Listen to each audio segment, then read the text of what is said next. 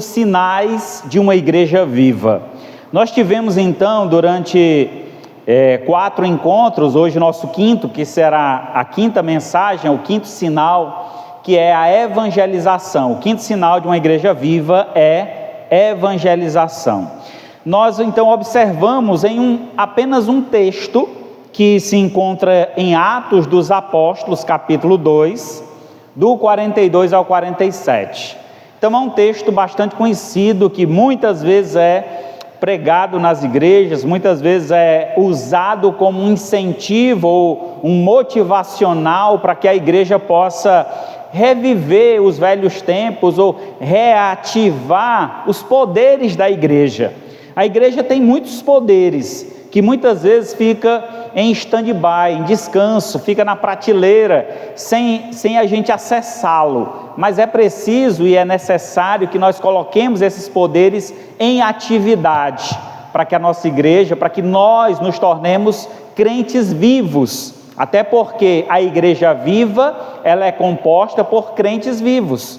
Nós somos vivos em Cristo Jesus, Ele nos deu vida, estando nós mortos em nossos delitos e pecados, nos quais andávamos outrora, segundo o curso do mundo, fazendo a vontade da carne e dos pensamentos, e éramos por natureza filhos da ira, como também os demais. Mas Deus, sendo rico em misericórdia, por causa do grande amor com que nos amou, enviou seu Filho Jesus a este mundo para dar a vida por nós, e por meio dele recebemos então vida e vida em abundância. Então louvemos ao Senhor, que nós possamos verdadeiramente nos conectar como igreja e nos conectar acima de tudo com Deus, para que assim estes poderes estejam ativos no nosso viver cotidiano. Então nosso tema de hoje, quinto sinal de uma igreja viva, a evangelização. Iniciamos então o ano buscando inspiração na primeira igreja cristã registrada na Bíblia. Essa igreja não tinha templo bonito, eles se reuniam nas sinagogas ou de casa em casa. Eles não tinham luz elétrica, com isso não existia ventilador nem ar-condicionado. Cadeiras confortáveis e acolchoadas também não havia. Mas a igreja primitiva tinha muitas coisas que faltam em nós hoje. Destacamos até agora 4 sinais de uma igreja viva. O primeiro sinal é a comunhão. O segundo sinal, a doutrina. O terceiro sinal, a adoração.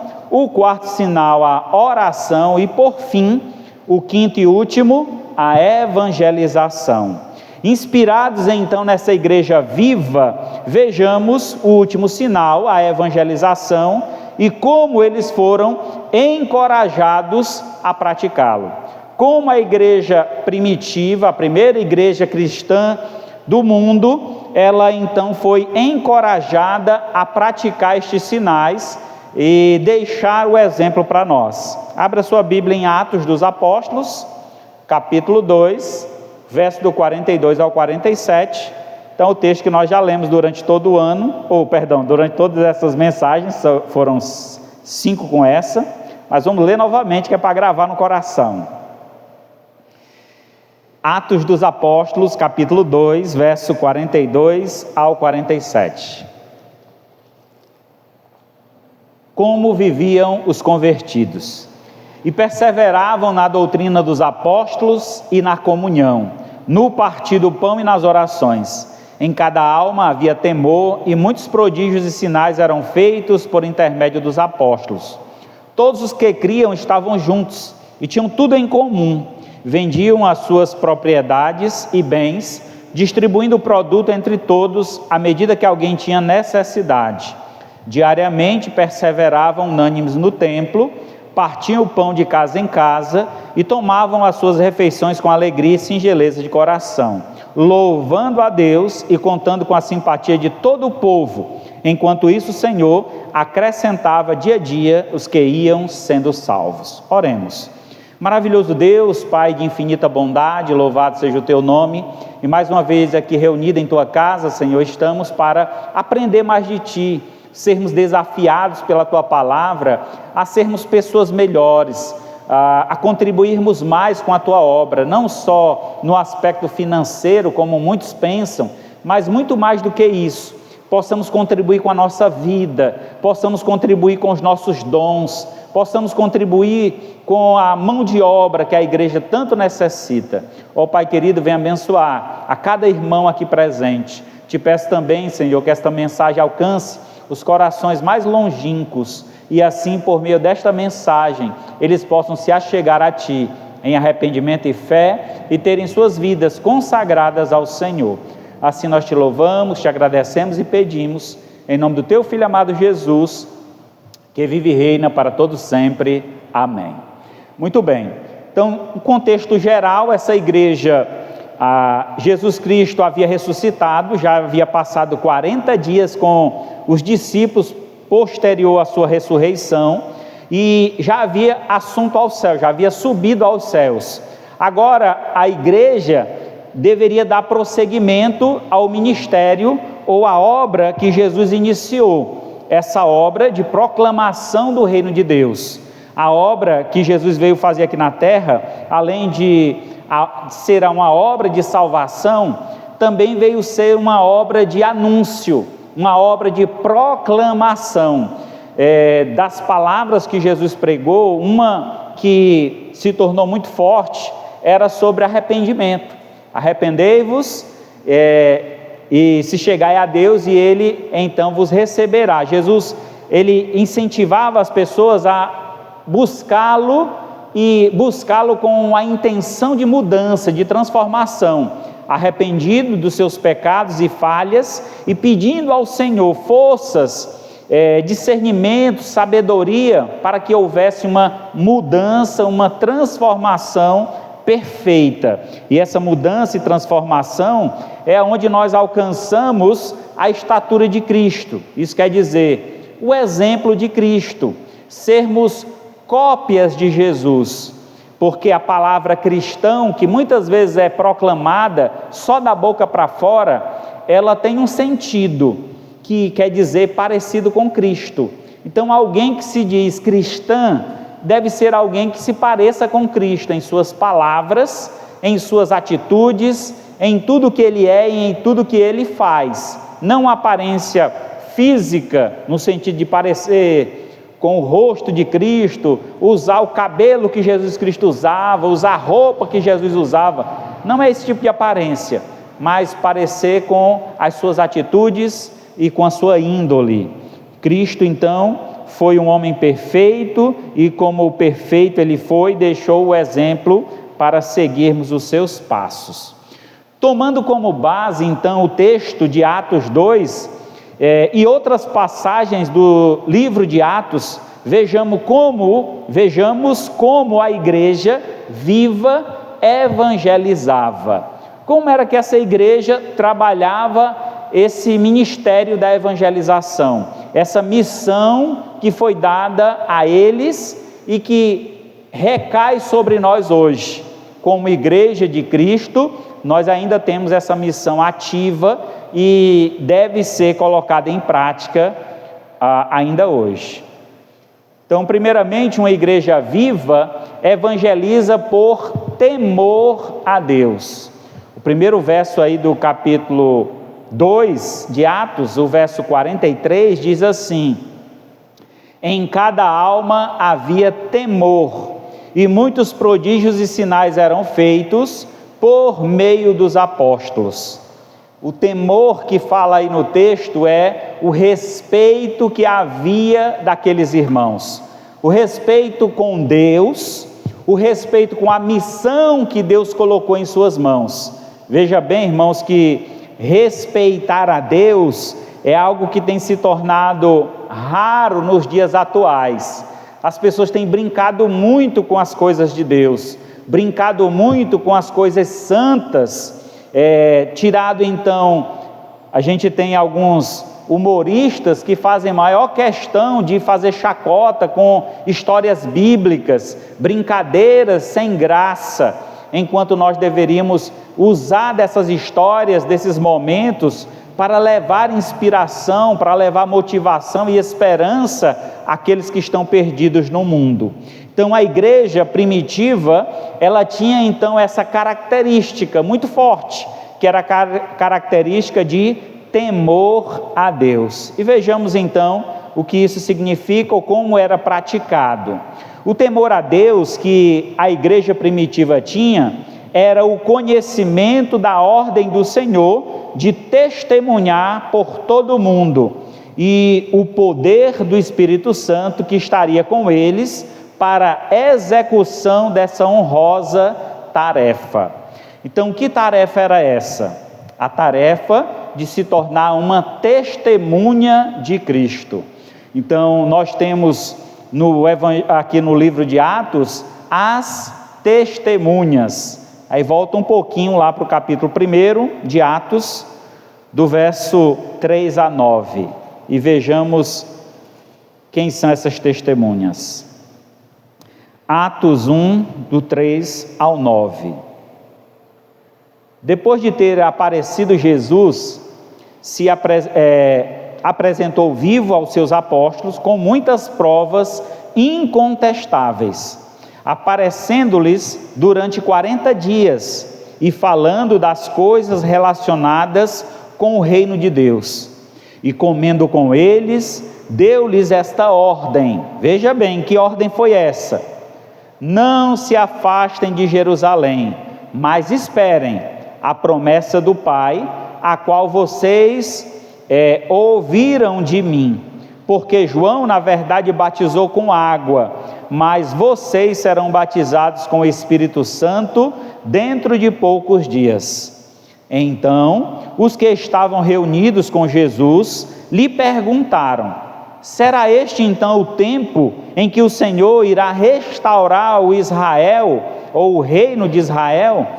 Então Jesus respondeu: não cabe a vocês conhecer tempo ou época que o Pai fixou pela sua própria autoridade, mas vocês receberão poder ao descer sobre vós o Espírito Santo, e serão minhas testemunhas, tanto em Jerusalém como em toda a Judéia, Samaria e até os confins da terra.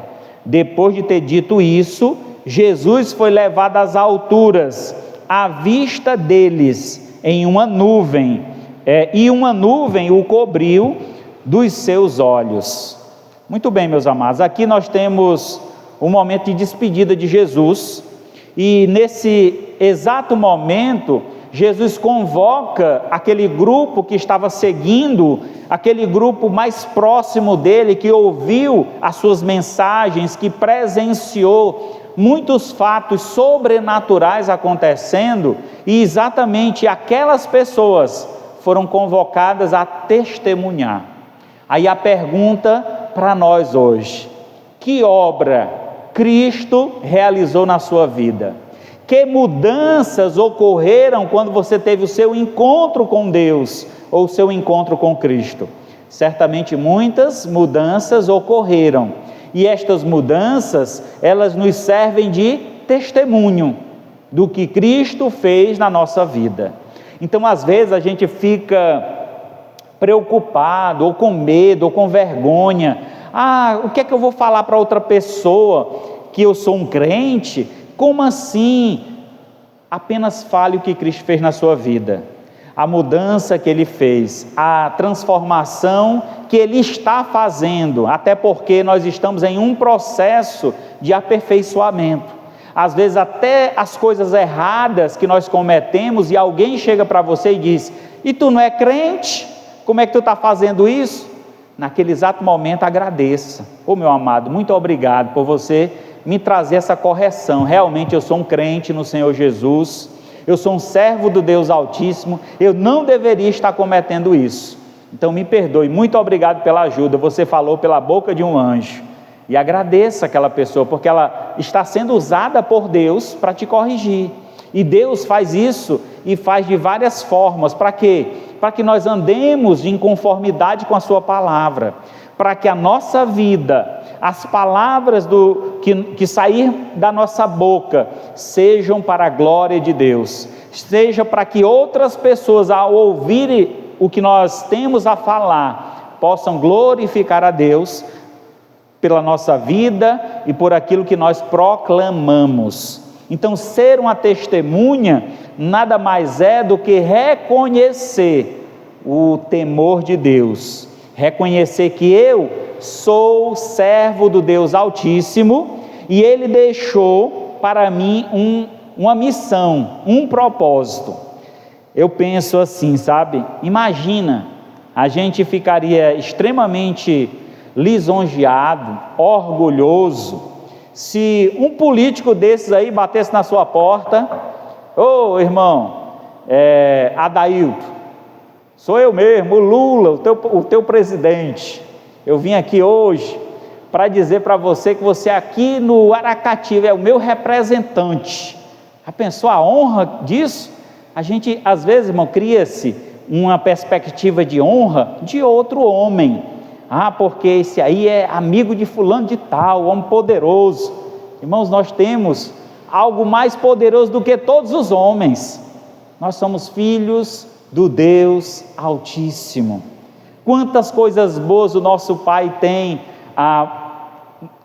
realizado em nossa vida e tem para realizar na vida de outros, que nós já temos esse testemunho que é através da Escritura. Quantas histórias, quantos milagres, quantas coisas boas o Senhor tem feito. E aí você pode usar da sua história com Deus, mas também pode usar das histórias que foram registradas na Escritura, porque elas servem justamente para isso, para mostrar aos homens que Deus é todo-poderoso. E esse Deus todo-poderoso também é um Deus amoroso, que Ele tem misericórdia de nós, que Ele quer derramar bênção sobre nossas vidas. Ele não quer só nos abençoar, Ele quer ser o nosso Senhor, Ele quer cuidar de nós. Tem um ditado popular que diz: não dê peixe a uma pessoa, ensine ela a pescar. Então é isso que Deus quer fazer de nós, grandes pescadores, mas não pescadores de peixes, e sim pescadores de almas. Nós já temos tudo que é preciso para fazer essa pescaria, só precisamos sair dos nossos assentos, sair do nosso conforto, e às vezes até no conforto nós podemos ainda evangelizar. Use as redes sociais mais com versículos bíblicos, com mensagens bíblicas, mande mensagem para os seus grupos, para os seus amigos, mostrando que Deus, Ele cuida de nós, que Deus nos ama, que Deus tem uma obra extraordinária para realizar na nossa vida. Aqui então, a igreja primitiva, ela, na despedida que tem com o seu Senhor, que é Jesus Cristo, ela se preocupa com algumas coisas desta terra.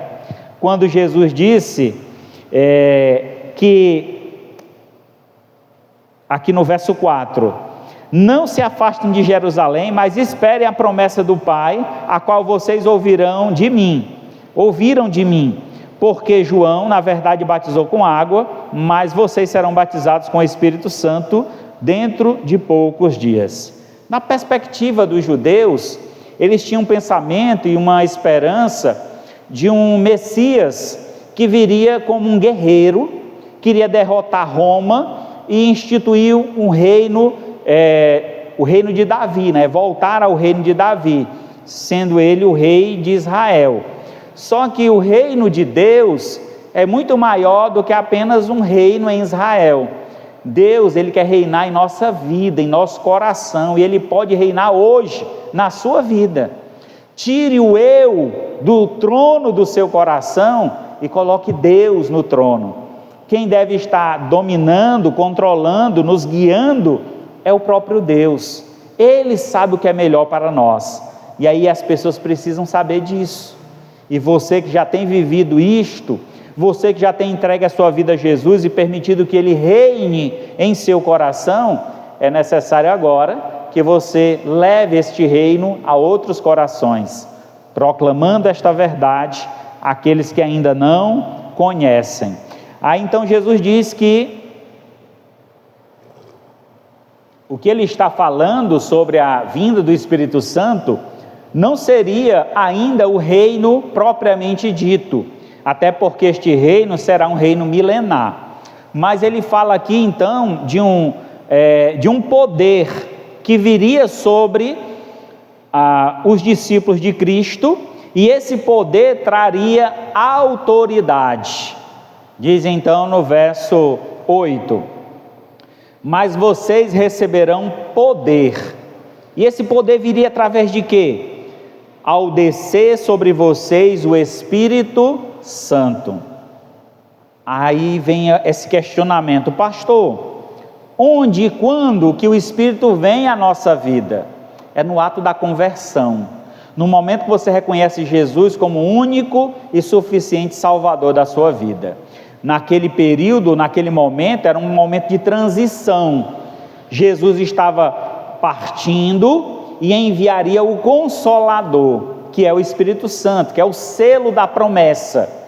Aquele que tem o Espírito Santo de Deus tem a garantia da vida eterna, e essa garantia então nos é dada no ato da nossa conversão. E uma vez convertidos e transformados, somos feitos então testemunhas de Cristo. É o que diz o restante do verso: e sereis minhas testemunhas. Aonde que nós vamos testemunhar de Cristo? Diz aqui o texto aos primeiros cristãos: primeiro em Jerusalém, em toda a Judéia, Samaria e até os confins da terra. Agora imagina, né? Esse evangelho foi pregado lá em Jerusalém, e chegar aqui no Aracati, depois de 2000 anos, nós temos uma igreja cristã que prega a mesma mensagem que eles ouviram da boca de Jesus. Isso é maravilhoso, irmãos. Isso mostra o poder de Deus, e veja quanto você pode ser usado para levar este poder a outras pessoas, levando esperança e salvação àqueles que estão perdidos neste mundo. Então o texto nos afirma que ao descer o Espírito Santo, ao receber este Espírito em sua vida, logo você deve se tornar uma testemunha. Fale de Cristo. Nós cantamos uma canção linda aí, né? Falemos de Cristo, Ele é o Salvador. Ele é o nosso Salvador, e precisamos falar dele, para que as outras pessoas o conheçam, para que outras pessoas também sejam salvas. Nós temos uma notícia maravilhosa para contar, então conte, anuncie, fale dessa notícia. Quando você vai ali no Mix Mateus, que é o supermercado maior que nós temos aqui na cidade, e aí você vê uma promoção, eu tenho certeza que você pega o teu celular e manda mensagem para a tua família, para os teus amigos: olha aqui a promoção do Mix, a picanha de R$ 39,90. Rapaz, a carreira tão grande do povo para comprar essa picanha de R$ 39,90, né? Que pena que as notícias chegam para mim só depois que o pessoal já comer a picanha. Pastor, o senhor não comprou não? O que, meu irmão? Picanha de R$ 39,90, rapaz, nem me contaram essa notícia aí tão boa, né? Quanto mais a notícia de salvação, meu amado, ela é muito melhor do que a notícia da picanha. Conte a maravilha que é ser salvo por Deus, a maravilha que é ter a garantia da vida eterna, porque essa garantia é dada pelo Senhor. E, em segundo lugar, uma igreja viva evangeliza por vivência comunitária. Aqui no verso 44 é dito então como aquela igreja vivia de forma comunitária, e diz o seguinte: 44, Atos 2:44: todos os que criam estavam juntos e tinham tudo em comum.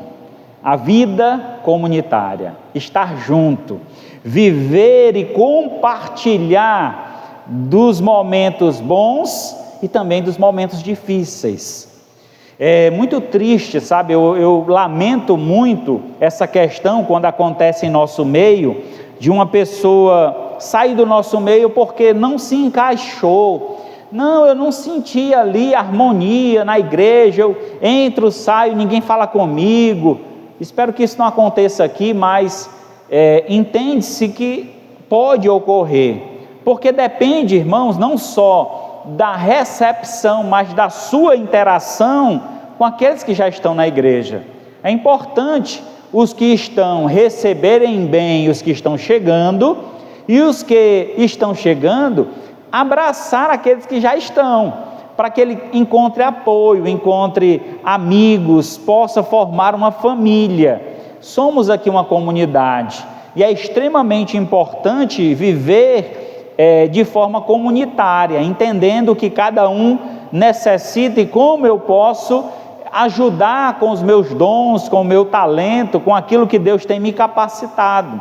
Eu tenho certeza que na mente, na cabeça de vocês, há várias ideias maravilhosas, que vocês têm um coração grandioso, que vocês desejariam que essa igreja fosse de uma forma muito diferente, no aspecto de adoração, de serviço. Eu tenho certeza que no coração de vocês há muitas coisas boas, mas vocês precisam compartilhar isso. Não espere que tudo parta de mim. Eu faço parte desse corpo, mas eu não sou o corpo todo. Cristo é o cabeça e cada um de nós somos membros deste corpo. E essa conexão comunitária, esse viver unido, é o que nos faz alcançar a perfeição, é que nos faz viver o verdadeiro evangelho, que são as boas novas de Cristo. Se alguém chega aqui e não encontra essa harmonia, essa alegria, essa vivência de uma forma tão perfeita, certamente ele não vai se sentir bem em nosso meio. Então é necessário que nós trabalhemos mais isso, porque a igreja, ela evangeliza também desta forma, vivendo em comunidade. A vivência comunitária que havia na igreja primitiva,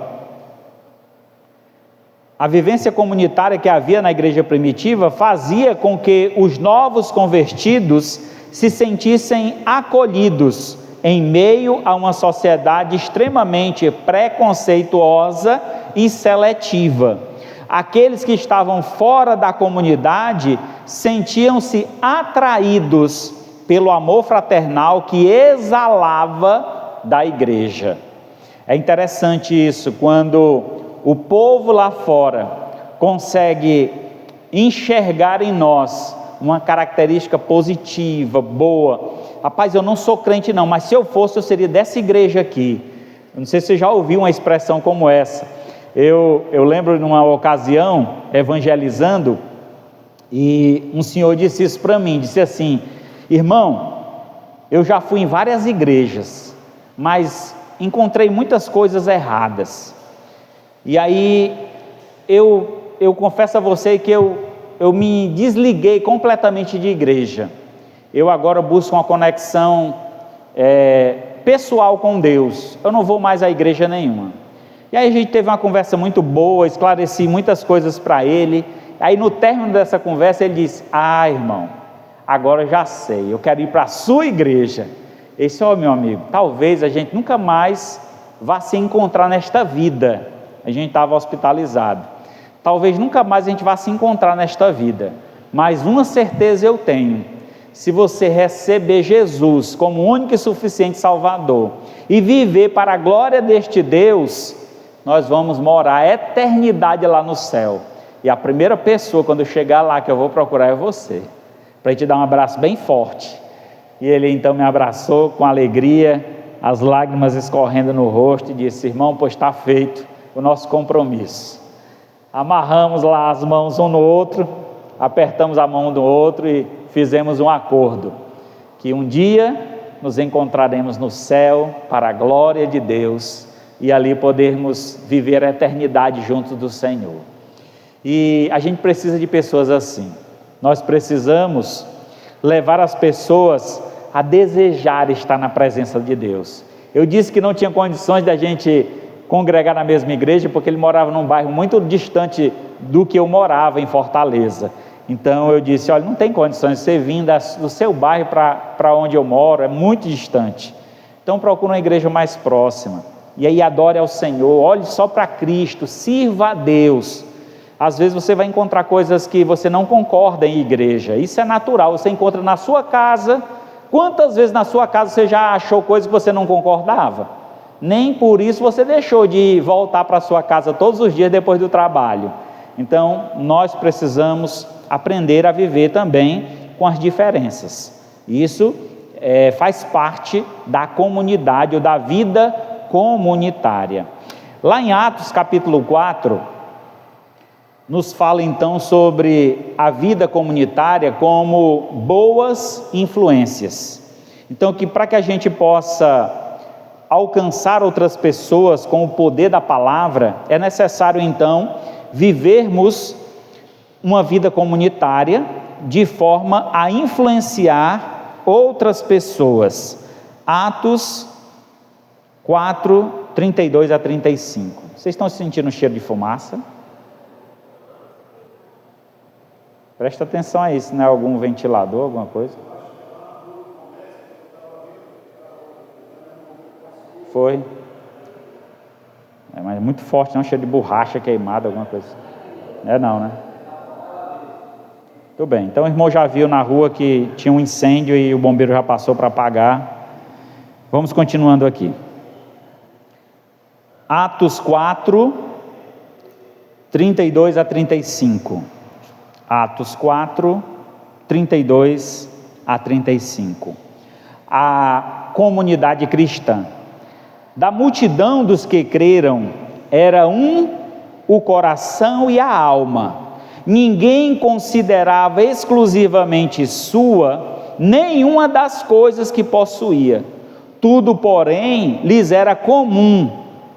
Com grande poder, os apóstolos davam testemunho da ressurreição de Jesus Cristo, e em todos eles havia abundante graça. Não havia nenhuma necessidade entre eles, porque os que possuíam terras ou casas, vendendo-as, traziam os valores correspondentes e os depositavam aos pés dos apóstolos. Então se distribuía a cada um conforme a sua necessidade. Muito bem. Então a comunidade dos primeiros cristãos, a vivência que eles tinham comunitária era essa, de compartilhar os seus haveres. Agora veja bem, vamos entender aqui o contexto.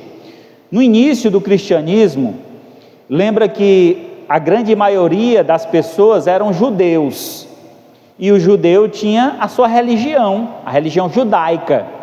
Quando Jesus vem e prega um novo evangelho, um evangelho transformador, faz com que muitas pessoas deixem de seguir aquela cultura, aquela religião, para então entrar em um novo contexto, um contexto de vivência prática, um contexto de viver o amor de Deus.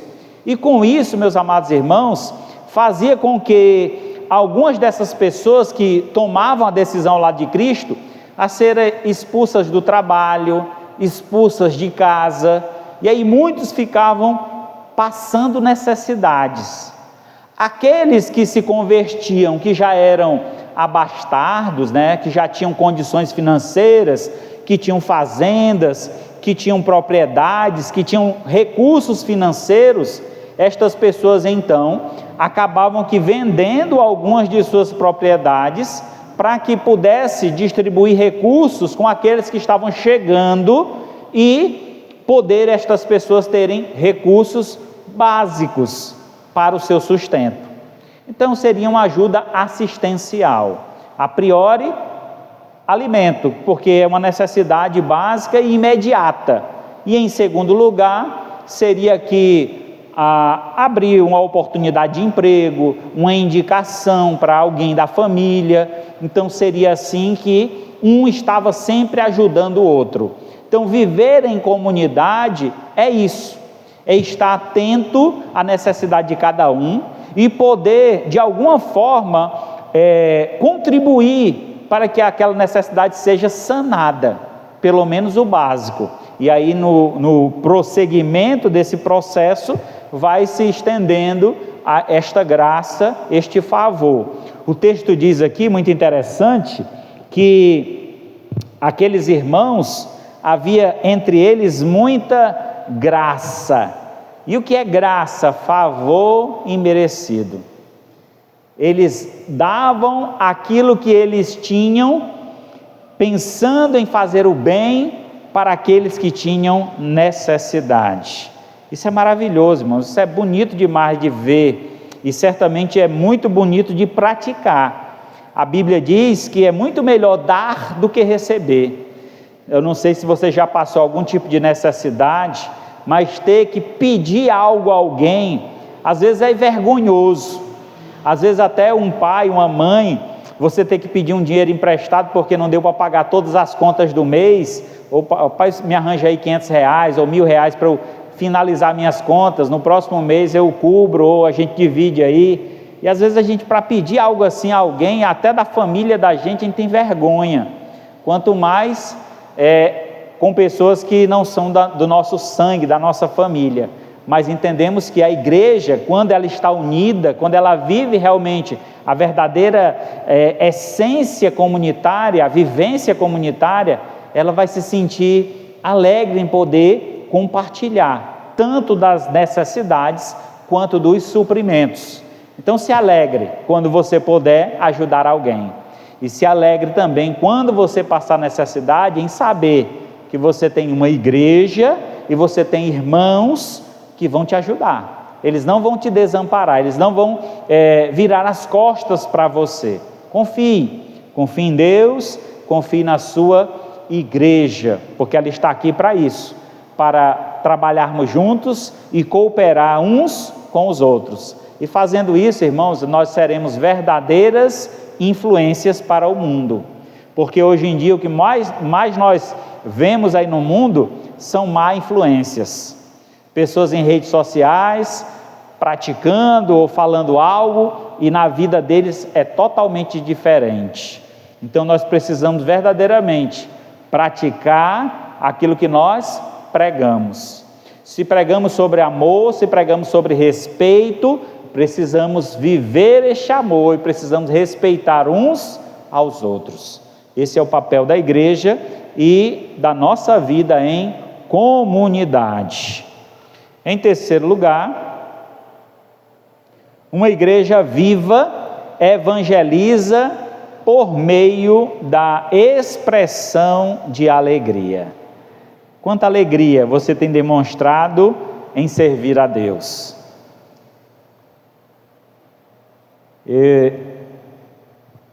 Já completei, em maio agora, dia 10 de maio, eu vou completar 27 anos de fé, 27 anos que eu estou servindo ao Senhor. E eu lembro que o único tempo que eu me distanciei, ou que eu não me envolvi com a igreja, foi no meu primeiro ano, porque eu ainda estava concluindo o ensino médio, eu trabalhava durante o dia e estudava à noite, então só ia na igreja no domingo. Então durante aquele primeiro ano, eu fui mais ouvinte, eu fiquei mais aprendendo a ouvir e criando elos, criando amizades. Até que no segundo ano, quando eu concluo o ensino médio, eu também me caso, e aí a gente entra de cabeça na igreja, abraçando tudo que estava ali disponível para a gente, tudo que era oferecido a gente estava pronto a receber. E eu lembro numa ocasião como essa, que o meu pastor fez um treinamento para dirigir culto e pregar. Irmão, acho que, se eu não me engano, era uma noite só. O treinamento era uma noite só, viu, irmão Adailton? Eu fui generoso com você. Nós passamos uns meses estudando.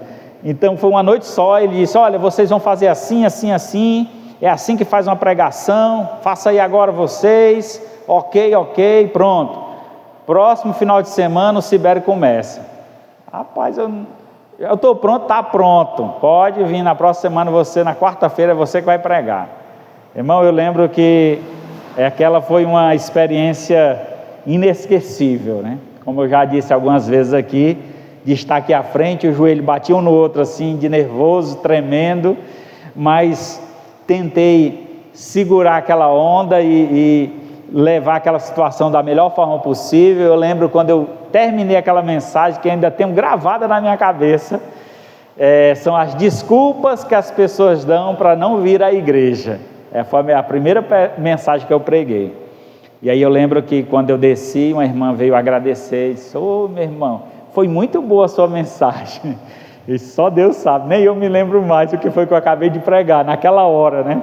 Porque o nervosismo é tão grande que você vai falando e parece que não fica nada gravado na cabeça.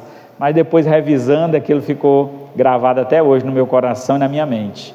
Mas essa disposição de querer aprender, de fazer parte, de estar ali em comunidade, e a alegria que isso nos traz, cada vez que você é desafiado, cada vez que você consegue vencer aquele desafio, a sensação de alegria é incomparável. Você conseguiu passar por aquele desafio e você foi bem sucedido, seja pregando, seja cantando aqui na frente, seja fazendo uma leitura da Bíblia. Não sei se vocês lembram, mas quando nós chegamos aqui, o Davi ainda estava aprendendo a ler, e numa quarta-feira ele fez um pedido de oração, e ele disse assim: irmãos, ore por mim, para eu aprender a ler, porque eu quero ler aqui na igreja.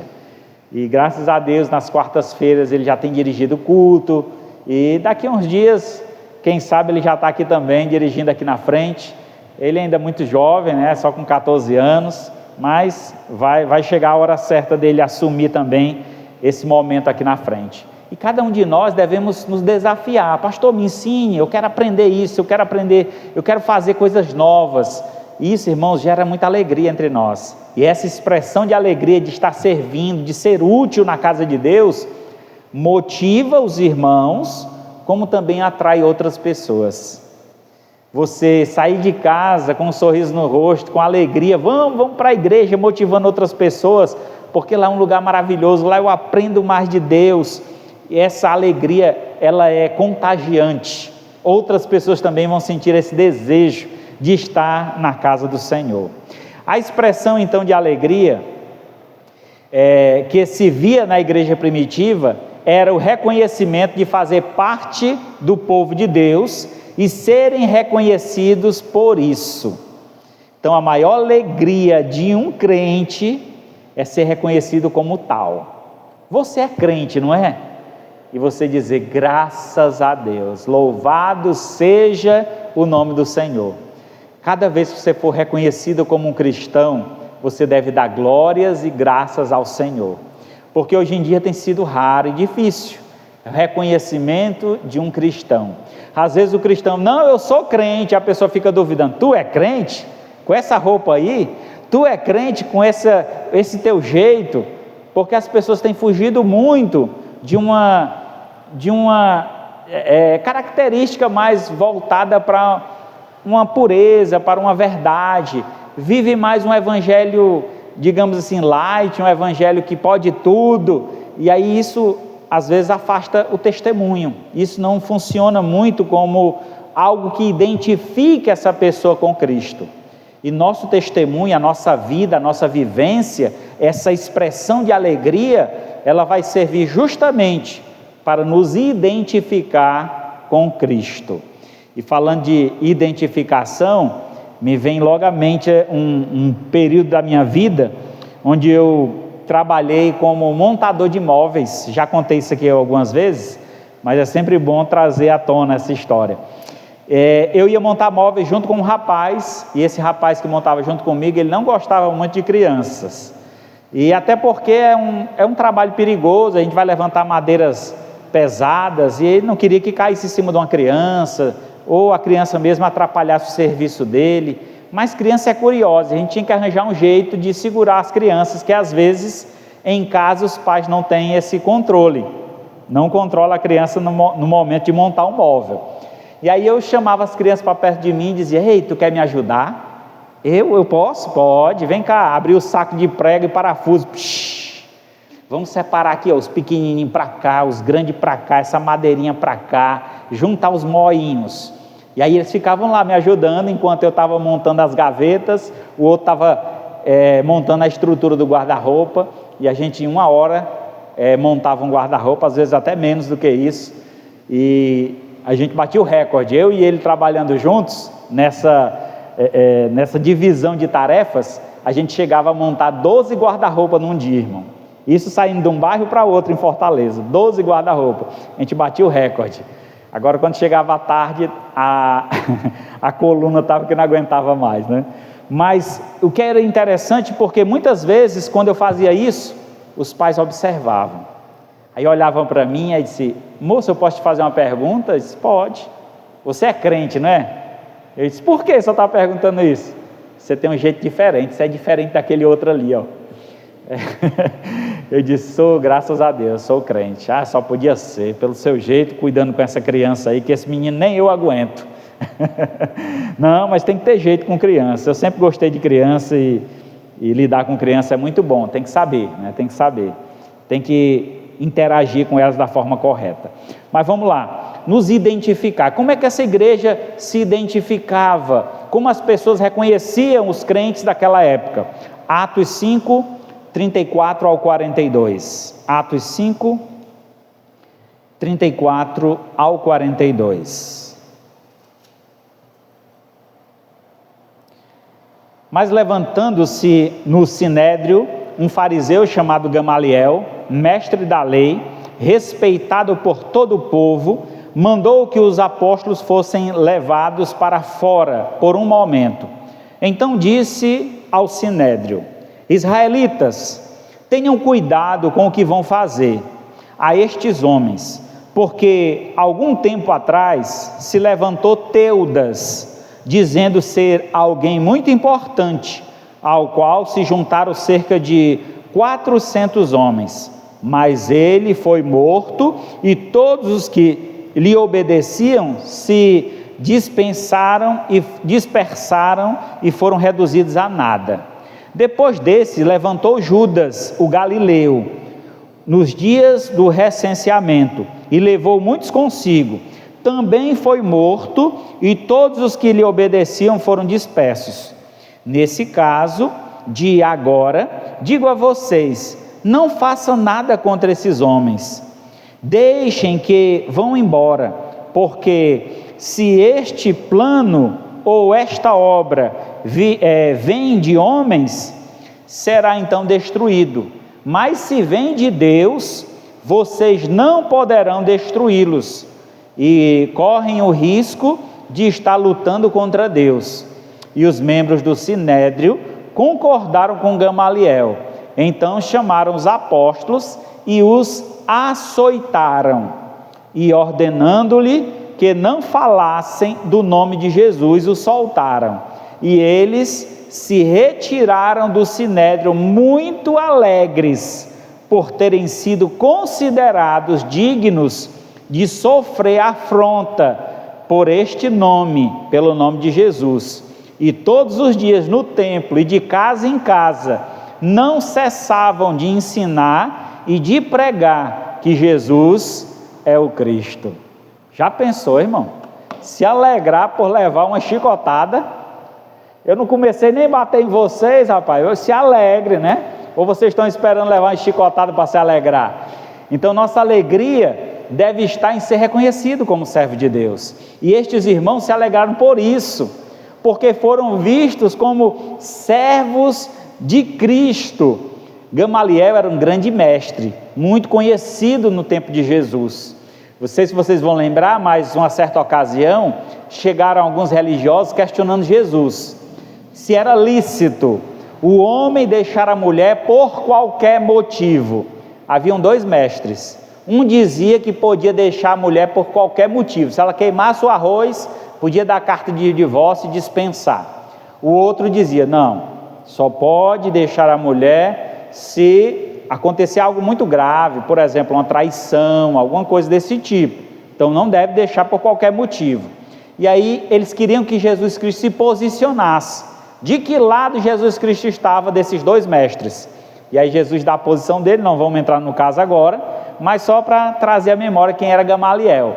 Gamaliel então, vendo aquela situação, as pessoas querendo matar os apóstolos, assim como tinham matado Jesus, ele diz, ei gente, espera aí, deixa eu falar uma coisa para vocês, A gente já matou alguns, e quando matamos essas pessoas que se levantavam, se apresentando como mestres, dispersava os seus seguidores, mas os seguidores de Jesus ainda não dispersaram. Vamos fazer o seguinte, vamos deixar eles aí, sozinhos, e aí, se for isso apenas uma questão de homens, eles vão se dispersar do mesmo jeito dos outros, mas se for de Deus, eles vão permanecer. E se vocês estão se levantando contra alguém que vem falar da parte de Deus, vocês é que estão fazendo as coisas erradas. Então não vamos contrariar ou se levantar contra alguém que está falando algo a favor de Deus. E aí eles pensaram, virou bem, que aquele era uma boa reflexão, e disseram, realmente tem razão, vamos dar uma surra neles, e dizer, nunca mais fale de Jesus. E aí fizeram isso, deram uma surra neles, só que em vez deles deixar de falar de Jesus, eles fizeram foi se alegrar. Sabe, pai, que maravilha, eles nos reconheceram como cristãos, nós somos mesmo de Jesus, então a partir de agora, nós vamos falar mais ainda de Jesus. E sabe, irmãos, às vezes os crentes precisam levar uma lapada para aprender a falar de Jesus. Se precisar, irmão, tem um chicote bom lá em casa, eu posso começar hoje, viu? É só dizer, só levantar a mão aí quem quiser começar. Mas eu não queria que fosse assim, é claro. A gente precisa falar de Jesus com alegria, com satisfação, o quanto Ele já fez na nossa vida. Então se alegre e mostre essa alegria a outras pessoas. Seja você inspiração para outros que seguem a Jesus Cristo. E é interessante, né? Como a igreja expressava sua alegria. E a alegria qual era? Proclamar, falar de Jesus, sem medir esforços, indo ao máximo, se identificando com Cristo. Eu sou um cristão, eu sou um servo de Deus, eu sou crente, louvado seja Deus. E assim, falando do amor do Pai. E em quarto e último lugar, uma igreja viva evangeliza por gratidão ao cuidado de Deus.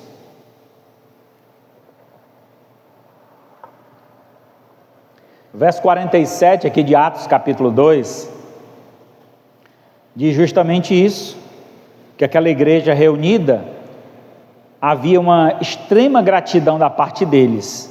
Diz no verso 47 do capítulo 2 de Atos, louvando a Deus e contando com a simpatia de todo o povo. Enquanto isso, o Senhor acrescentava dia a dia os que iam sendo salvos.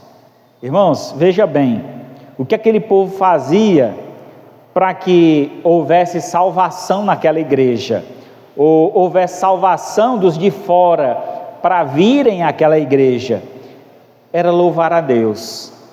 E como era esse louvor a Deus? Era cantando música. É interessante, domingo passado o irmão Daniel veio nos ajudar, e hoje também, e a vizinha, quando foi na segunda-feira, veio conversar com a Paula e disse, Paula, o que foi que aconteceu lá na igreja? Eu disse, por quê, mulher?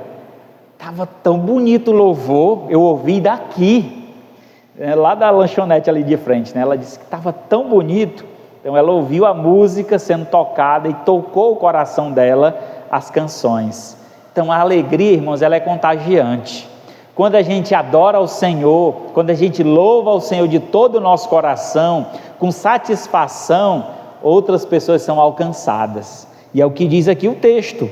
Ele diz justamente que enquanto eles louvavam e contava com a simpatia do povo, quer dizer, eram receptivos, eram simpáticos, saíam da sua igreja cumprimentando as pessoas que estavam na rua. Esse rapaz, o pessoal dessa igreja são tão legais, qualquer dia desse eu vou visitar essa igreja, porque ele sente que aqui é um lugar agradável para se estar. E é justamente dentro desse contexto, dentro dessa harmonia, que Deus acrescenta os que vão sendo salvos.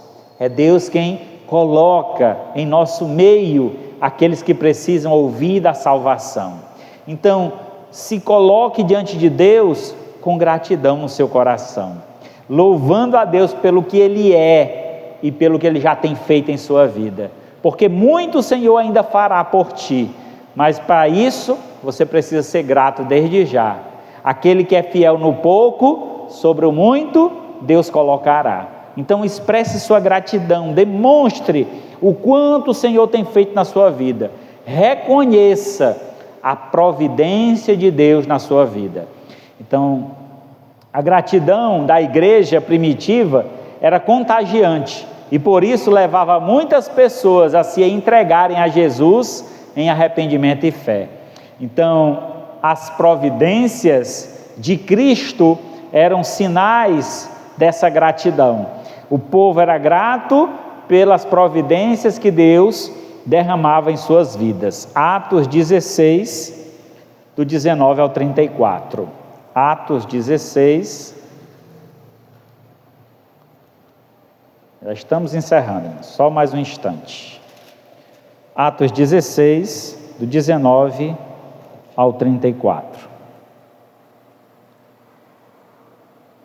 Então os donos da jovem viram que se havia desfeito a esperança do lucro, agarraram Paulo e Silas e os arrastaram para a praça, e à presença das autoridades, e levando-os aos magistrados, disseram: estes homens, sendo judeus, perturbaram a nossa cidade, pregando ou propagando costumes que não podemos aceitar, nem práticas, porque somos romanos. Então a multidão se levantou, unida contra eles, e os magistrados, rasgando-lhes as roupas, mandaram açoitá-los com varas, e depois de lhes darem muitos açoites, os lançaram na prisão, ordenando ao carcereiro que os guardasse com toda a segurança. Verso 24. Este recebeu tal ordem, levou-os para o cárcere interior e prendeu os pés deles num tronco. Por volta da meia-noite, Paulo e Silas oravam e cantavam louvores a Deus, e os demais companheiros de prisão escutavam. De repente sobreveio tamanho terremoto que sacudiu os alicerces da prisão, e todas as portas se abriram, e as correntes de todos os presos se soltaram. O carcereiro despertou do sono, vendo abertas as portas da prisão, puxou da espada e ia suicidar-se, pois pensou que os presos tinham fugido. Mas Paulo gritou bem alto: não faça nenhum mal a si mesmo, estamos todos aqui. Então o carcereiro, tendo pedido uma luz, entrou correndo e trêmulo, prostrou-se diante de Paulo e Silas. Depois, trazendo-os para fora, disse: senhores, o que devo fazer para que sejam salvos? O que devo fazer para que seja salvo? E ele respondeu: creia no Senhor Jesus, e você será salvo, você e toda a sua casa. E pregaram a palavra de Deus ao carcereiro e a todos os que faziam parte da sua casa ou da casa dele. Naquela mesma hora da noite, cuidando deles, lavou-lhe as feridas dos açoites, e logo a seguir eles e todos os membros da casa dele, do carcereiro, foram batizados. Então levaram-os para a própria casa e deu-lhes de comer, e com todos os seus manifestava grande alegria por ter crido em Deus. Até aqui tá bom. Então o texto é maravilhoso, irmãos, que conta a história de dois homens que estavam pregando, aqui Paulo e Silas, e enquanto eles pregavam, uma moça ficava gritando nas costas dele e dizia: esses daí são homens de Deus. E ela falava a verdade, só que aquela moça era possuída por um demônio, e o que é que ela fazia? Ela adivinhava o futuro, e aí tinham alguns homens que tinham aquela moça como uma fonte de lucro, então usavam aquela moça para ganhar dinheiro, ela dizendo o futuro das pessoas. E aí quando ela começou a dizer, enquanto eles pregavam, falar coisas, que eles eram homens de Deus, eles ficaram meio incomodados, porque ela estava atrapalhando. Então naquele momento ele se aproxima dessa moça e faz uma oração, e imediatamente o demônio é expulso daquela moça, e ela volta a si, sem mais aquele demônio, ela não podia mais adivinhar nada. E por esse motivo, os homens pegaram eles para prender e açoitar. E assim fizeram. E aí acontece que naquele momento, lá na prisão, eles estavam fazendo o quê? Louvando a Deus e pregando o Evangelho. Eles estavam fazendo justamente o que eles estavam fazendo lá de fora. Continuaram fazendo a mesma coisa. Isso demonstra o quê? Gratidão. Mesmo depois de levar açoites. E aqui não era chicote não. Aqui era de vara. E essa surra que os judeus davam nos prisioneiros eram 40 chibatadas. Por exemplo, o apóstolo Paulo já levou esses açoites em outras ocasiões. Sendo eles cidadãos romanos, um romano não podia levar a quantidade de açoites que eles davam em quem não era romano. Então, quem não era romano levava 40 chibatadas de vara. E Paulo, sendo um cidadão romano, eles deram 39. Aí acharam pouco, deram mais 39. Eles paravam em 39, davam descanso e davam outra de 39. Só para não fechar 40, porque 40 só podia dar para quem não era romano. E aí isso é um sofrimento, é um castigo que eles não mereciam. E no entanto, mesmo passando por uma situação como essa, estes homens não deixaram de agradecer a Deus. E como é que eles agradeciam? Louvando. Agora imagina só, além das chibatadas que eles levaram, ainda foram acorrentados em um tronco de madeira, no chão. Ficaram sentados no chão, com umas correntes amarrando os pés deles num tronco de madeira, e ali passar a noite. Imagina só, que noite maravilhosa, né? 5 estrelas, um hotel, né? Não é nada, é sofrimento, mas ainda assim, louvando a Deus, agradecendo ao Senhor, e ali Deus providenciou libertação, ali Deus providenciou salvação. Aqueles homens foram levados àquela prisão para salvar o carcereiro. Irmãos, Deus trabalha de uma forma tão magnífica, que a gente às vezes não entende o propósito de Deus. Mas Deus, por que eu estou passando por isso? Não pergunte por quê, mas para quê? Deus tem um propósito perfeito, e Ele te colocou em determinadas situações para que você proclame, fale do amor de Deus para as demais pessoas. Quando você passar por um momento difícil de saúde, lembre-se, fale para o médico do quanto você crê no poder de Deus.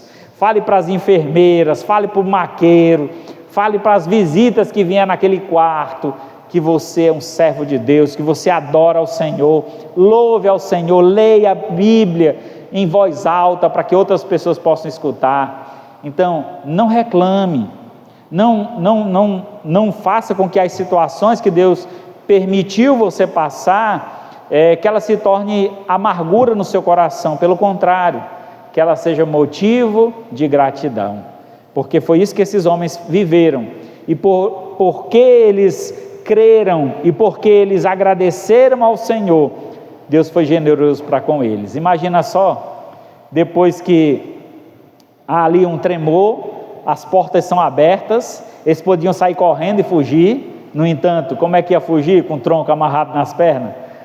Ficaram lá, e aí o carcereiro que ia tirar a vida, porque se ele deixou os presos fugirem, ele ia ser morto, e aí para não ser morto, ele ia tirar a própria vida. No entanto, eles não deixaram ele fazer isso. Ao invés dele morrer, ele ganhou a vida eterna. Não só ele, mas toda a sua casa. E aí, para onde foi que o carcereiro levou aqueles prisioneiros? Para a casa dele. Chegando lá, foi passar um remédio nas costas deles, que estava em carne viva, por causa das chibatadas que eles levaram. E ali eles pregaram para os familiares do carcereiro, e os familiares também se converteram, e ali eles foram alimentados, e ali eles passaram a noite, e no outro dia foi dado a eles a liberdade, eles foram embora. Isso é prova da providência de Deus, e uma igreja viva reconhece a providência de Deus. Irmãos, nós estamos vivendo aqui nessa igreja um grande milagre, irmãos.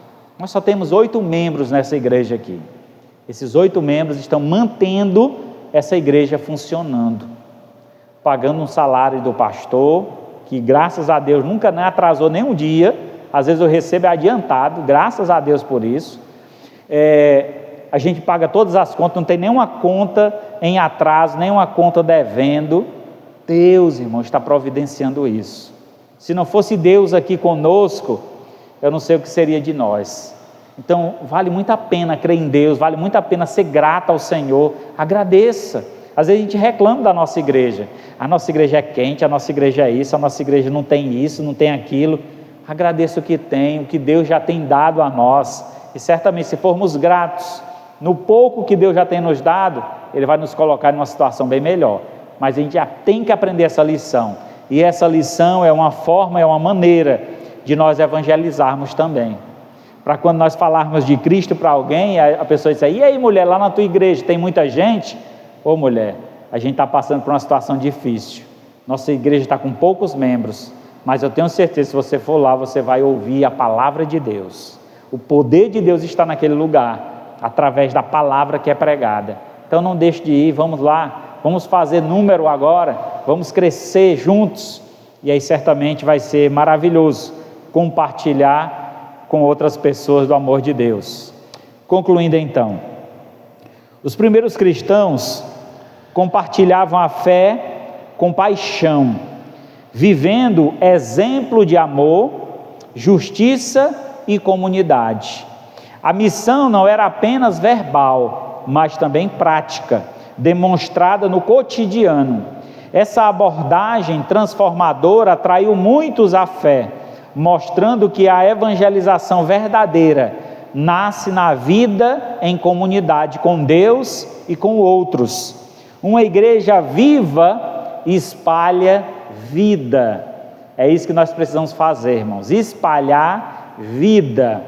Marcos 16:15, disse-lhe Jesus: ide por todo o mundo e pregai o evangelho a toda criatura.